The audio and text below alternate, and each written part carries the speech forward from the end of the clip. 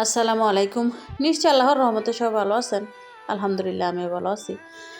তো আমাদের দৈনন্দিন কাজগুলো আসলে প্রতিদিন সকালবেলা উঠেই করতে হয়, যেগুলো একদম না করলেই না।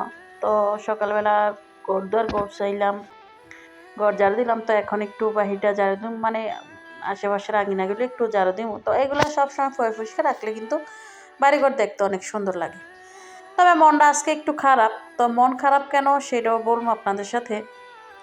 তো সকালবেলা ঝাড়ু দেওয়ার গুছানোর কাজ শেষ করলাম। তো বাজার আনছিল, এখানে শুধু কাঁচা বাজার আনছিল আর কি। তো টমেটো, পেঁয়াজ, আলু, কাঁচামরিচ, ধনিয়া পাতা। তো মাছ মুরগি দেখলাম কিছুই আনে নাই। তো অবশ্য জানে না, বুঝতে পারে নাই যে মাছ মুরগি করে নাই। তো পরে বলছি যে আসলে এগুলো তো কাঁচা বাজার। তো আসলে বাজারগুলো গুছাই এখন আসছি নাস্তা বানাবো। তো আলুটা যদি ঘরে থাকতো আমি আগে কিন্তু মানে আলু ভাজিটা করতাম, যেহেতু একটু দেরি হয়ে গেছে এই কারণে আর ডিমই শর্টকাটই করলাম। তো আলু ভাজি হইলে দেখা গেছে ওরা মানে সবাই পছন্দ করে আর কি রুটির সাথে। তো নতুন আলুটা দেখা গেছে ধনিয়া পাতাটা ভাজি হলে খুব ভালো লাগে। তো গরম গরম রুটিটা ভাজে দিতেছি। তো সকালবেলা আসলে রুটির মতো আর কিছুই হয় না। যদিও ভাত রান্না করতে ছেলে মেয়ে পছন্দ করে না, তো ওদের জন্য রুটি বানানো আর কি। তো রুটিটা বানানো শেষ করে কিন্তু সাথে সাথেই ভাতটা বসাই দিয়েছিলাম। তো ফাঁকে টুকটাক কাজ সাইরা নিব, ভাতটা বসাই দিয়ে কিন্তু অনেক কাজই করা যায়। তারপরে ডাল রান্না করবো। তো ডালের মধ্যে এক এক করে সব কিছু দিয়ে নিলাম।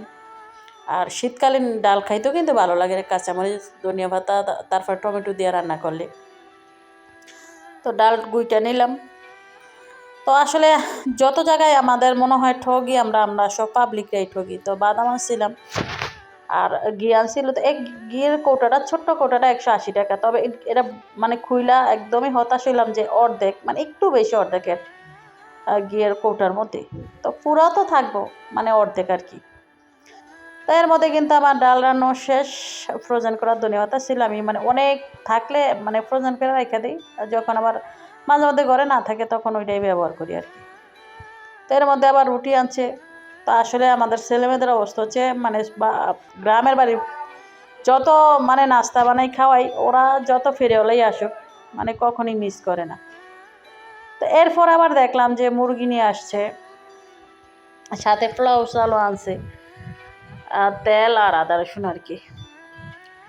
তো আসলে এর মধ্যেই দেখলাম মানে আমার মন খারাপের কারণটা একটু বলি যে এমন এক জায়গায় ঘর দেখেন, একদম কারেন্টের খাম্বাটা কিন্তু একদমই ঘরের কোনায়, দোনো সাইডেই তার।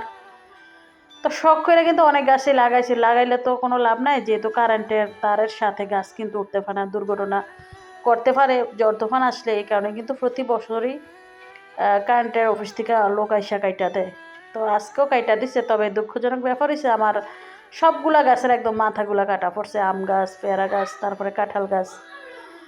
তো আসলে এই কারণে একটু মনটা খারাপ। আসলে ও ওনাদের কোনো দোষ নাই, এগুলো না কাটলে হয়তো বা ভবিষ্যতে কোনো দুর্ঘটনা ঘটতে পারতো।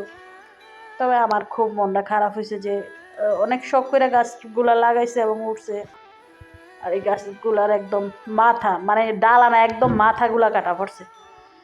আসলে একদম ঘরের দোনো সাইডে কারেন্টের তার, মানে কোনোভাবেই গাছ রাখতে পারি না আর কি। পেয়ারা গাছের ছোট ছোট অনেক পেয়ারা দেখলাম, যে 12 মাসে যে পেয়ারাগুলো ধরছে ওগুলা দেখেন। তো আসলে কিছু করার নাই। তো ধন্যবাদ সবাইকে, ভালো থাকবেন সবাই। আল্লাহ হাফিজ।